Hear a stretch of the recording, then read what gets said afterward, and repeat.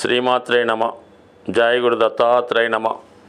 ఈ వీడియోలో మనం డిసెంబర్ 1వ తారీఖు నుంచి 7వ తారీఖు మధ్యలో జరగబోయే వార ఫలాలు మేషరాశి వారికి ఏ విధంగా ఉండబోతుంది అన్న విషయాన్ని మనం పరిశీలిద్దాం. మరి మేషరాశి వారికి ఈ వారం ప్రత్యేకత ఏంటంటే 2వ తారీఖు నుంచి శుక్రుడు దశమ స్థానంలో రావడం వల్ల జాతకుడికి వృత్తి వ్యాపారాలలో పెద్దవారి గొప్పవారి యొక్క సహాయం పెరుగుతుంది. అలాగే మీ యొక్క వృత్తి వ్యాపారాల్లో కొత్తగా మార్పులు చేసుకుంటారు.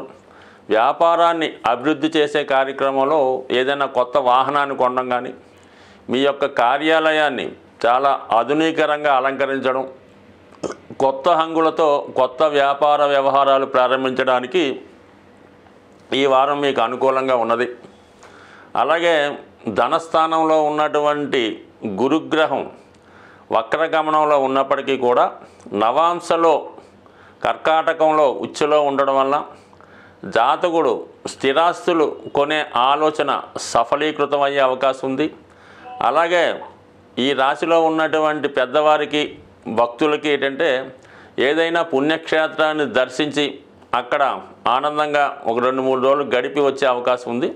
అలాగే ఎవరైనా విదేశ ప్రయాణాలు, దూర ప్రాంత ప్రయాణాలు చేద్దాం అనుకున్న వారికి గురువు యొక్క స్థితి అనుకూలంగా ఉంది. అలాగే మీ కుటుంబ సభ్యుల యొక్క అనుకూలత మీకు కలుగుతుంది. కుటుంబంలో ఏదో ఒక శుభకార్యం జరగడం వల్ల కుటుంబ సభ్యులందరూ కూడా చాలా ఆనందంగా హ్యాపీగా ఉంటూ కొందరు దైవ కార్యక్రమాల్లోనూ ఆధ్యాత్మిక కార్యక్రమాల్లో కూడా పాల్గొనే అవకాశం ఉన్నది. అయితే ఈ వార ప్రారంభంలో మనకి ఆదివారం, సోమవారం మేషరాశి వారికి అష్టమ స్థానంలో చంద్రగ్రహ సంచారం జరుగుతుంది. ఈ అష్టమ చంద్ర ప్రభావం వల్ల జాతకులు సాధారణంగా ఆదివారం, సోమవారం అంటే 1-2 తారీఖులలో ముఖ్యమైనటువంటి కార్యక్రమాలు వాయిదా వేసుకుంటే మంచిది. దాని తర్వాత మళ్ళా 3వ తారీఖు నుంచి చాలా వరకు అనుకూలత ఏర్పడుతుంది. కానీ ఈ ప్రారంభంలో 2 రోజులు మాత్రం వృధాశ్రమ, ఎటువంటి ప్రయాణం చేసినా అదంతా కూడా సమయం వేస్ట్ అవుతుంది. కాబట్టి జాతకుడు అత్యవసర పరిస్థితులు తప్ప ముఖ్యమైన వ్యవహారాల్లో పాల్గొనడం కానీ, చర్చించడం కానీ చాలా వరకు నిషేధించడం మంచిది. ఇంకా యాస్టీజ్గా మనకిప్పుడు శని భగవానుడు లాభస్థానంలో సంచరిస్తూ 12వ స్థానంలో ఉన్నటువంటి రాహు నక్షత్రంలోను, రాహు ఏమో శని నక్షత్రంలో పరివర్తన యోగం వల్ల ఏంటంటే మనకి టెంపరీగా రాహు లాభస్థానంలోకి వచ్చే ఫలితం ఇస్తాడు. ఆ కారణం వల్ల ఏంటంటే మీకు విదేశంలో ఉన్నటువంటి మీ మిత్రులు కానీ, అలాగే ఇతర కమ్యూనిటీకి చెందినటువంటి మీ బంధువులు, మిత్రులు అంటే ఇతర క్యాస్ట్ వాళ్ళు మీకు సహకరించే అవకాశం ఉన్నది. సో అలాగే ఏంటంటే మీకు విదేశం నుంచి ఏదైనా ధనం రావడం కానీ, విదేశ వ్యవహారాలు కలిసి రావడం కానీ జరిగే అవకాశం ఉంది. అలాగే ముఖ్యంగా నిరుద్యోగులు కానీ, ఉద్యోగులు కానీ ఏదైనా మల్టీనేషనల్ కంపెనీలో ఉద్యోగ ప్రయత్నాలు ప్రారంభించిన వారికి ఈ యొక్క శని రాహువుల యొక్క నక్షత్ర పరివర్తన అనుకూలంగా ఉండడం జరుగుతుంది. అలాగే ఇది ఎక్కువగా సినిమా, టీవీ, మీడియా రంగంలో ఉన్న వాళ్ళకి రాహు యొక్క ప్రభావం ఎక్కువగా వాళ్ళ మీద ఉంటుంది. కాబట్టి రాహు ఆ విధంగా కొత్త అవకాశాలు ఈ మీడియా రంగంలో ఉన్నవారికి వచ్చే అవకాశం ఉంటుంది. ఫర్ ది సేమ్ టైం ఎక్కువగా మీరు ఇన్వెస్ట్మెంట్ చేయవలసి ఉంటుంది. ఎక్కువగా ఎలక్ట్రానిక్ వస్తువుల మీద కానీ, ఖరీదైనటువంటి వాహనాలు కొనడంలో కానీ ఎక్కువగా మంచి ఎక్స్పెండిచర్తో కూడుకున్నటువంటి ఇన్వెస్ట్మెంట్ చేసే అవకాశం ఉంది. అలాగే ధనం కూడా ఎక్కువగా ఖర్చు పెట్టడం జరుగుతూ ఉంటుంది. అయితే మీరు ముఖ్యంగా ఏంటంటే ఏదైనా విలువైనటువంటి ఖరీదైనటువంటి అసెట్స్ లాంటివి కానీ, మిషనరీ కానీ, ఎక్విప్మెంట్ కానీ కొన్నప్పుడు సాధ్యమైనంత వరకు మోసం జరగకుండా, మధ్యవర్తిత్వం లేకుండా స్వయంగా మీరే కొనుక్కోవడం వల్ల ఎక్కువగా నష్టం జరగకుండా ఉండే అవకాశం ఉన్నది. అది ఒకటి ఖచ్చితంగా గమనించండి. అలాగే మనకి ఇంచుమించుగా మనకి వారం అంతా అష్టమ స్థానంలో ఉన్నటువంటి రవి, బుధుల యొక్క సంచారం ప్రభుత్వ అధికారుల నుంచి కానీ, ప్రభుత్వ తరపు నుంచి కొంత వ్యతిరేకత వచ్చే అవకాశం ఉంది. అలాగే కొంత మరి ఏదైనా ట్యాక్స్ విషయంలో కానీ, ఈడీ విషయంలో కానీ, జిఎస్టీ విషయంలో కానీ మీరైనా సరైనటువంటి సక్రమ మార్గంలో ట్యాక్స్లో చెల్లించకుండా ఉంటే ఖచ్చితంగా గవర్నమెంట్ అధికారుల నుంచి ఒక విధమైనటువంటి ఇబ్బంది ఎదుర్కొనే అవకాశం ఉంది. కాబట్టి ఆ విషయంలో కొంత జాగ్రత్తగా ఉండి ఎప్పటికప్పుడు మీ యొక్క ఇన్కమ్ ట్యాక్స్ సంబంధించినటువంటి ఏమైనా ఉంటే క్లియర్ చేసుకోవడం మంచిది. సుమారుగా ఈ రవి అష్టమంలో ఉన్నప్పుడు పెద్దగా ఇబ్బంది లేకపోయినా మనకి పరువు పోవడం జరుగుతూ ఉంటుంది అన్నమాట. ఏదో వాళ్ళు వచ్చారు, ఇన్వెస్టిగేషన్ జరిగింది, ఊరికే ప్రచారం జరిగి మిమ్మల్ని అన్పాపులర్ చేసే అవకాశం ఉంది. కాబట్టి ప్రభుత్వ అధికారులతోని ట్యాక్స్ వ్యవహారాలతో జాగ్రత్తగా వ్యవహరించండి. అలాగే బుధుని యొక్క వక్రగమనం కూడా మీ నుంచి మీకు కావలసిన వాళ్ళే మీ మీద ఏదైనా రిపోర్ట్ చేసి ఏదో ఇన్ఫర్మేషను ఈ డిపార్ట్మెంట్ వాళ్ళకి ఇచ్చి మిమ్మల్ని ఇబ్బంది పెట్టే అవకాశం ఉంది. కాబట్టి జాగ్రత్తగా ఆలోచించి నిర్ణయం తీసుకోండి. ఈ వారంలో మరి సుబ్రహ్మణ్య షష్ఠి రాబోతుంది.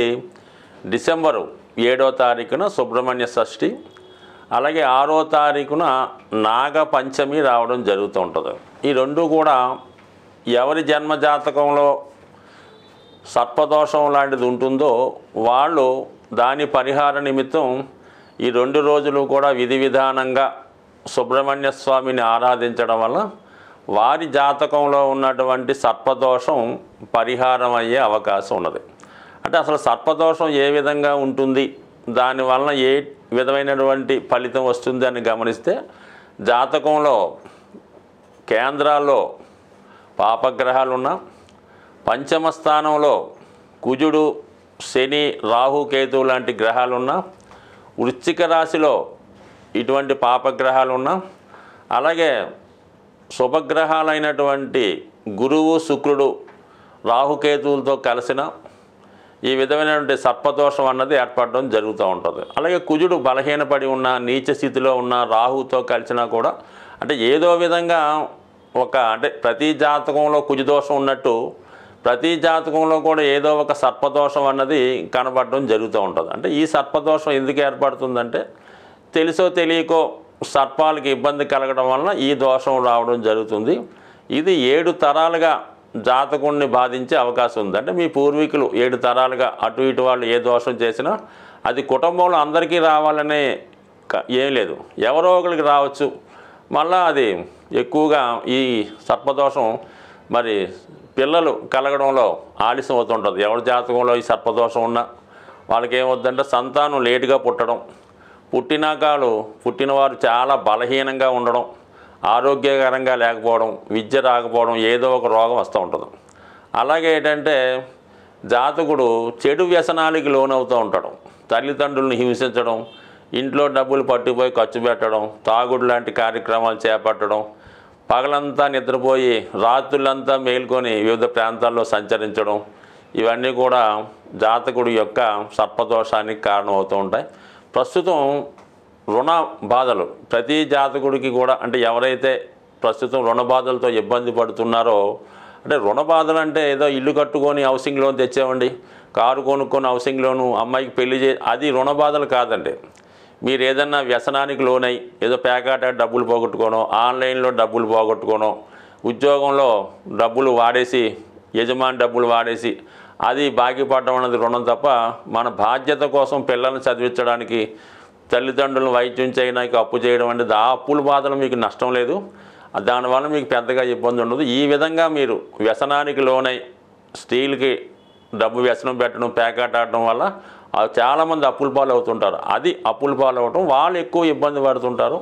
అటువంటి వాళ్ళు ఈ నాగపంచమి, సుబ్రహ్మణ్య షష్ఠి రోజు విధి విధానంగా వీలైతే ఉపవాసం ఉండి సుబ్రహ్మణ్య స్వామి ఆలయాన్ని దర్శించి మరి విధి విధానంగా స్వామిని పూజించుకోవడం వల్ల, అంటే ఏదో ఒక్కరోజు చేయడం వల్ల సరికాదు, ఆ రోజు ఒక దీక్షగా మనం ఈ రోజు నుంచి ఈ నియమం పాటించాలనుకొని కంటిన్యూ చేసుకుంటూ దగ్గరలో ఉన్నటువంటి సుబ్రహ్మణ్య క్షేత్రాన్ని దర్శించడం వల్ల ముఖ్యంగా సుబ్రహ్మణ్య స్వామికి బెల్లం పానకం, చెరుకు రసం, తేనె, పాలు, అలాగే చలివిడి నైవేద్యంగా పెట్టి విధి విధానంగా పూజించడం వల్ల కంపల్సరిగా మీకు సర్పదోషం తొలగి మీరు మీ కుటుంబం అంతా సంతోషంగా ఉంటారని ఆశిస్తూ స్వస్తి.